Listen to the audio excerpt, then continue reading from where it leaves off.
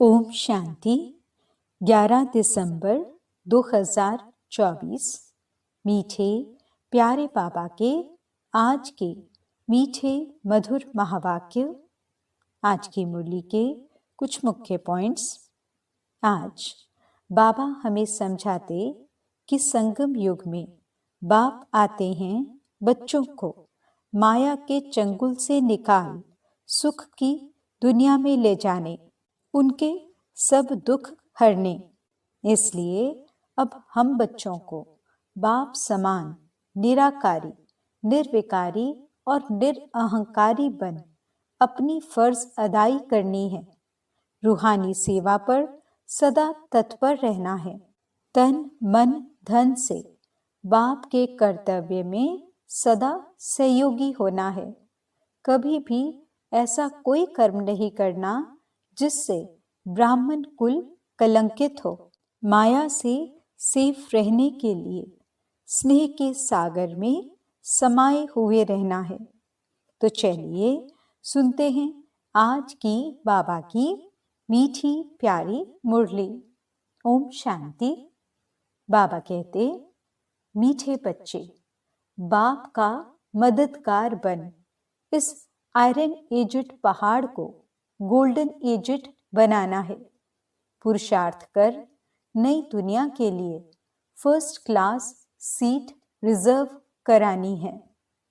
प्रश्न, बाप की फर्ज अदाई क्या है? कौन सा फर्ज पूरा करने के लिए संगम पर बाप को आना पड़ता है? उत्तर, बीमार और दुखी बच्चों को सुखी बनाना, माया के फंदे से निकाल घनेरे सुख देना, यह बाप की फर्ज अदाई है जो संगम पर ही बाप पूरी करते हैं।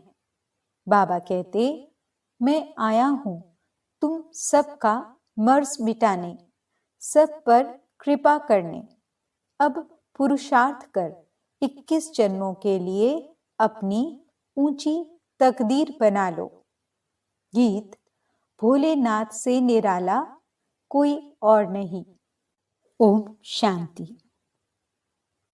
भोलानाथ शिव भगवानुवाच।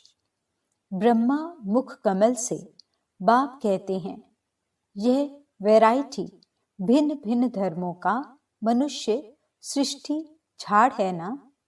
इस कल्प वृक्ष अथवा सृष्टि के आदि मध्य अंत का राज बच्चों को समझा रहा हूं। गीत में भी इनकी महिमा है। शिव बाबा का जन्म यहाँ है। बाप कहते हैं, मैं आया हूं भारत में। मनुष्य यह नहीं जानते कि शिव बाबा कब पधारे थे, क्योंकि गीता में श्री कृष्ण का नाम डाल दिया है। द्वापर की तो बात ही नहीं। बाप समझाते हैं, बच्चे, 5000 वर्ष पहले भी मैंने आकर के यह ज्ञान दिया था। इस झाड़ से सभी को मालूम पड़ जाता है। झाड़ को अच्छी रीति देखो। सतयुग में बरोबर देवी देवताओं का राज्य था। त्रेता में राम सीता का है। बाबा आदि मध्य अंत का राज बतलाते हैं। बच्चे पूछते हैं, बाबा हम माया के फंदे में कब फंसे? बाबा कहते हैं, द्वापर से। नंबरवार फिर दूसरे धर्म आते हैं, तो हिसाब लगाने से समझ सकते हैं कि इस दुनिया में हम फिर से कब आएंगे। शिव बाबा कहते हैं, मैं 5000 वर्ष बाद आया हूं संगम पर अपना फर्ज निभाने। सभी जो भी मनुष्य मात्र हैं, सभी दुखी हैं। उनमें भी खास भारतवासी। ड्रामा अनुसार भारत को ही मैं सुखी बनाता हूं। बाप का फर्ज होता है बच्चे बीमार पड़े तो उनकी दवा दरमल करना। यह है बहुत बड़ी बीमारी। सभी बीमारियों का मूल ये 5 विकार हैं। बच्चे पूछते हैं, यह कब से शुरू हुए? द्वापर से। रावण की बात समझानी है। रावण को कोई देखा नहीं जाता, बुद्धि से समझा जाता है। बाप को भी बुद्धि से जाना जाता है। आत्मा मन बुद्धि सहित है। आत्मा जानती है कि हमारा बाप परमात्मा है। दुख सुख लेप छेप में आत्मा आती है। जब शरीर है तो आत्मा को दुख होता है। ऐसे नहीं कहते कि मुझ परमात्मा को दुखी मत करो। बाप भी समझाते हैं कि मेरा भी पाठ है। कल्प कल्प संगम पर आकर मैं पाठ बजाता हूँ। जिन बच्चों को मैंने सुख में भेजा था वह दुखी बन पड़े हैं, इसलिए फिर ड्रामा अनुसार मुझे आना पड़ता है। बाकी कच्छ मच अवतार ये बातें हैं नहीं। कहते हैं परशुराम ने कुल्हाड़ा ले क्षत्रियों को मारा। ये सब है दंत कथाएं। तो अब बाप समझाते हैं, मुझे याद करो। यह है जगत अम्बा और जगत पिता। मदर और फादर कंट्री कहते हैं ना। भारतवासी याद भी करते हैं, तुम मात पिता, तुम्हारी कृपा से सुख घनेरे तो बरोबर मिल रहे हैं। फिर जो जितना पुरुषार्थ करेंगे, जैसे बाइस्कोप में जाते हैं, फर्स्ट क्लास का रिजर्वेशन कराते हैं ना। बाप भी कहते हैं चाहे सूर्यवंशी चाहे चंद्रवंशी में सीट रिजर्व कराओ। जितना जो पुरुषार्थ करे उतना पद पा सकते हैं। तो सब मर्स मिटाने बाप आए हैं। रावण ने सबको बहुत दुख दिया है। कोई भी मनुष्य की गति सदगति कर न सके। यह है ही कलयुग का अंत। गुरु लोग शरीर छोड़ते हैं, फिर यहाँ ही पुनर्जन्म लेते हैं। तो फिर वह औरों की क्या सदगति करेंगे? क्या इतने सभी अनेक गुरु मिलकर पतित सृष्टि को पावन बनाएंगे? गोवर्धन पर्वत कहते हैं ना, यह माताएं इस आयरन एजेड पहाड़ को गोल्डन एजेड बनाती हैं। गोवर्धन की फिर पूजा भी करते हैं। वह है तत्व पूजा। सन्यासी भी ब्रह्म अथवा तत्व को याद करते हैं, समझते हैं वही परमात्मा है, ब्रह्म भगवान है। बाप कहते हैं यह तो भ्रम है। ब्रह्मांड में तो आत्माएं अंडे मिसल रहती हैं। निराकारी झाड़ भी दिखाया गया है। हर एक का अपना अपना सेक्शन है। इस झाड़ का फाउंडेशन है भारत का सूर्यवंशी चंद्रवंशी घराना। फिर वृद्धि होती है। मुख्य है 4 धर्म। तो हिसाब करना चाहिए कौन कौन से धर्म कब आते हैं। जैसे गुरु नानक 500 वर्ष पहले आए, ऐसे तो नहीं सिख लोग कोई 84 जन्म का पाठ बजाते हैं। बाप कहते हैं 84 जन्म सिर्फ तुम ऑलराउंडर ब्राह्मणों के हैं। बाबा ने समझाया है कि तुम्हारा ही ऑल राउंड पाठ है। ब्राह्मण, देवता, क्षत्रिय, वैश्य, शूद्र तुम बनते हो। जो पहले देवी देवता बनते हैं वही सारा चक्र लगाते हैं। बाप कहते हैं तुमने वेद शास्त्र तो बहुत सुने, अभी यह सुनो और जज करो कि शास्त्र राइट हैं या गुरु लोग राइट हैं, या जो बाप सुनाते हैं वह राइट है। बाप को कहते ही हैं ट्रूथ। मैं सच बतलाता हूं जिससे सत्युग बन जाता है। और द्वापर से लेकर तुम झूठ सुनते आए हो तो उससे नर्क बन पड़ा है। बाप कहते हैं मैं तुम्हारा गुलाम हूं। भक्ति मार्ग में तुम गाते आए हो मैं गुलाम तेरा। अभी मैं तुम बच्चों की सेवा में आया हूं। बाप को निराकारी निरअहंकारी गाया जाता है। तो बाप कहते हैं, मेरा फर्ज है तुम बच्चों को सदा सुखी बनाना। गीत में भी है, अगम निगम का भेद खोले। बाकी डमरू आदि बजाने की कोई बात नहीं है। यह तो आदि मध्य अंत का सारा समाचार सुनाते हैं। बाबा कहते हैं, तुम सभी बच्चे एक्टर्स हो। मैं इस समय करण करावन हार हूं। मैं इनसे यानी ब्रह्मा से स्थापना करवाता हूं। बाकी गीता में जो कुछ लिखा हुआ है वह तो है नहीं। अभी तो प्रैक्टिकल बात है ना। बच्चों को यह सहज ज्ञान और सहज योग सिखलाता हूं। योग लगवाता हूं। कहा है ना, योग लगवाने वाले, झोली भरने वाले, मर्ज मिटाने वाले। गीता का भी पूरा अर्थ समझाते हैं। योग सिखलाता हूं और सिखलवाता भी हूं। बच्चे योग सीखकर फिर औरों को सिखलाते हैं ना। कहते हैं, योग से हमारी ज्योत जगाने वाले। ऐसे गीत भी कोई घर में बैठकर सुने तो सारा ही ज्ञान बुद्धि में चक्र लगाएगा।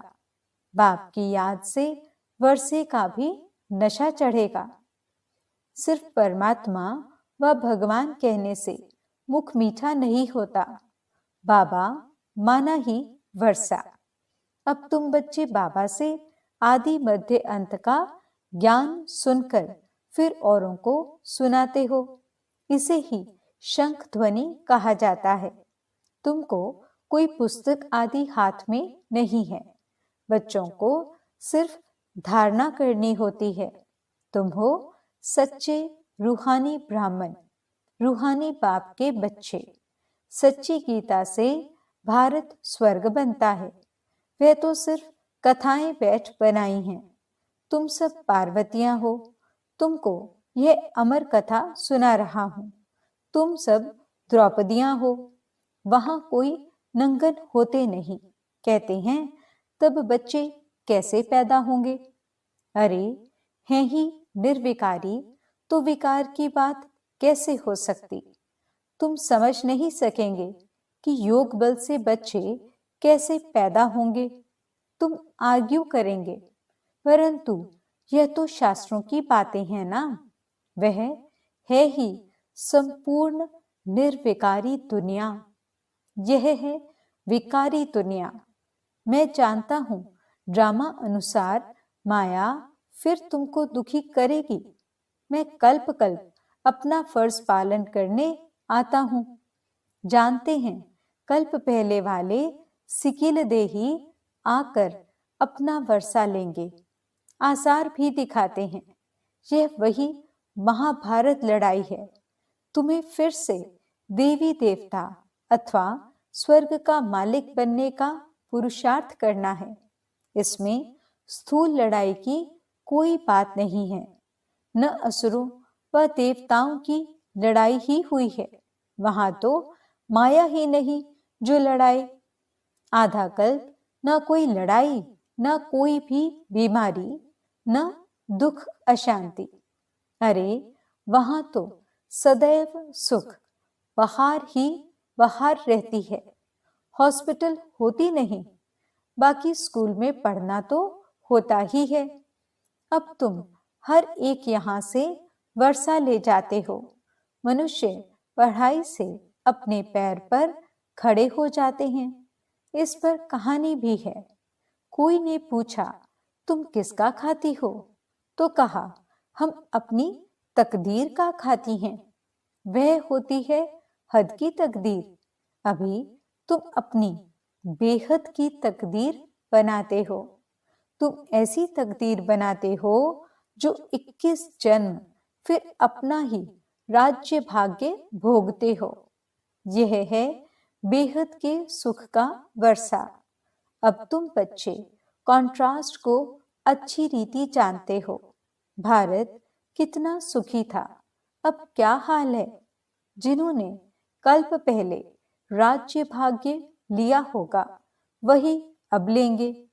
ऐसे भी नहीं कि जो ड्रामा में होगा वो मिलेगा, फिर तो भूख मर जाएंगे। ये ड्रामा का राज पूरा समझना है। शास्त्रों में कोई ने कितनी आयु, कोई ने कितनी लिख दी है। अनेकानेक मत मतांतर हैं। कोई फिर कहते हैं हम तो सदा सुखी हैं ही। अरे तुम कभी बीमार नहीं होते हो। वह तो कहते हैं रोग आदि तो शरीर को होता है, आत्मा निर्लेप है। अरे चोट आदि लगती है तो दुख आत्मा को होता है ना। यह बड़ी समझने की बातें हैं। यह स्कूल है, एक ही टीचर पढ़ाते हैं, नॉलेज एक ही है, एम ऑब्जेक्ट एक ही है, नर से नारायण बनने की। जो नापास होंगे वे चंद्रवंशी में चले जाएंगे। जब देवताएं थे तो क्षत्रिय नहीं, जब क्षत्रिय थे तो वैश्य नहीं, जब वैश्य थे तो शूद्र नहीं। ये सब समझने की बातें हैं। माताओं के लिए भी अति सहज है। एक ही इम्तिहान है। ऐसे भी मत समझो कि देरी से आने वाले कैसे पढ़ेंगे। लेकिन अभी तो नए तीखे जा रहे हैं, प्रैक्टिकल में हैं। बाकी माया रावण का कोई रूप नहीं। कहेंगे इनमें काम का भूत है। बाकी रावण का कोई भूत व शरीर तो है नहीं। अच्छा, सभी बातों का सैकरीन है मन बना भव। कहते हैं मुझे याद करो तो इस योग अग्नि से विकर्म विनाश होंगे। बाप गाइड बनकर आते हैं। बाबा कहते बच्चे मैं तो सम्मुख तुम बच्चों को पढ़ा रहा हूं। कल्प कल्प अपनी फर्ज अदाई पालन करता हूं। पारलौकिक बाप कहते हैं मैं अपना फर्ज बजाने आया हूं। तुम बच्चों की मदद से मदद देंगे तब तो तुम भी पद पाएंगे। मैं कितना बड़ा बाप हूं, कितना बड़ा यज्ञ रचा है। ब्रह्मा की मुख वंशावली तुम सभी ब्राह्मण ब्राह्मणियां भाई बहन हो। जब भाई बहन बने तो स्त्री पुरुष की दृष्टि बदल जाए। बाप कहते हैं इस ब्राह्मण कुल को कलंकित नहीं करना। पवित्र रहने की युक्तियां हैं। मनुष्य कहते हैं यह कैसे होगा, ऐसे हो नहीं सकता। इकट्ठे रहें और आग न लगे।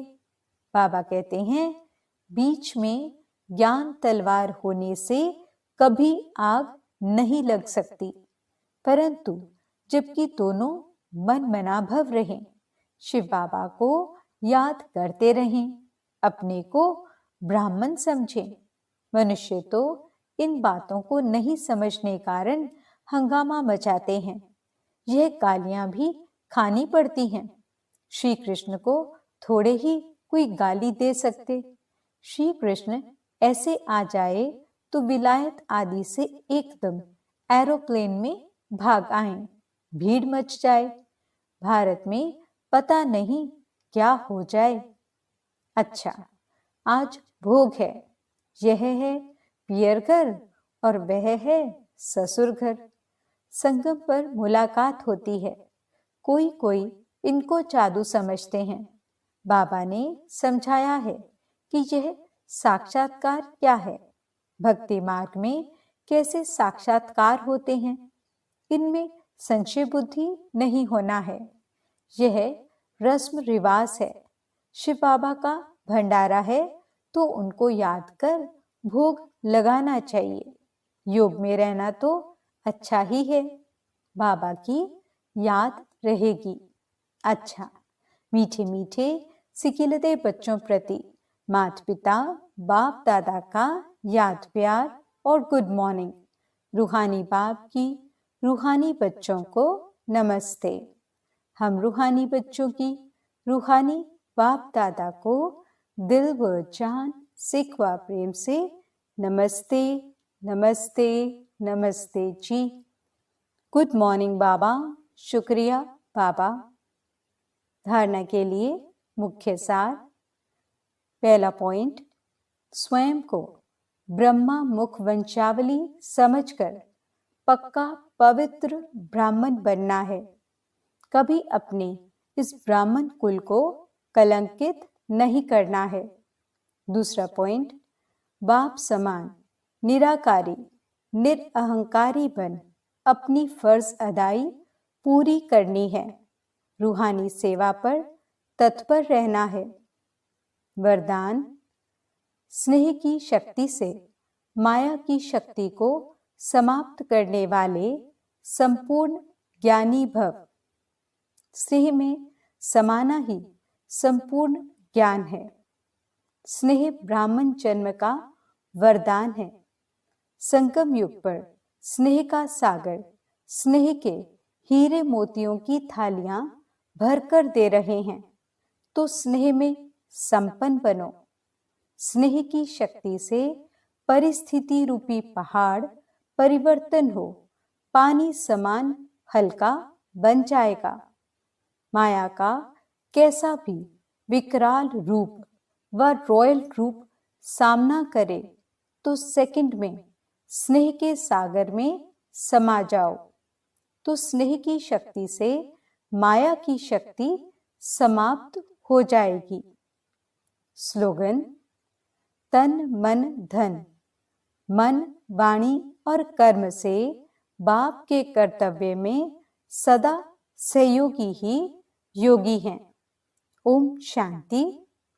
आज के अव्यक्त इशारे। जो सेवा असंतुष्ट बनाए वो सेवा सेवा नहीं है। सेवा का अर्थ ही है मेवा देने वाली सेवा। अगर सेवा में असंतुष्टता है तो सेवा छोड़ दो, लेकिन संतुष्टता नहीं छोड़ो। सदा हद की चाहना से परे संपन्न रहो तो समान बन जाएंगे। ओम शांति।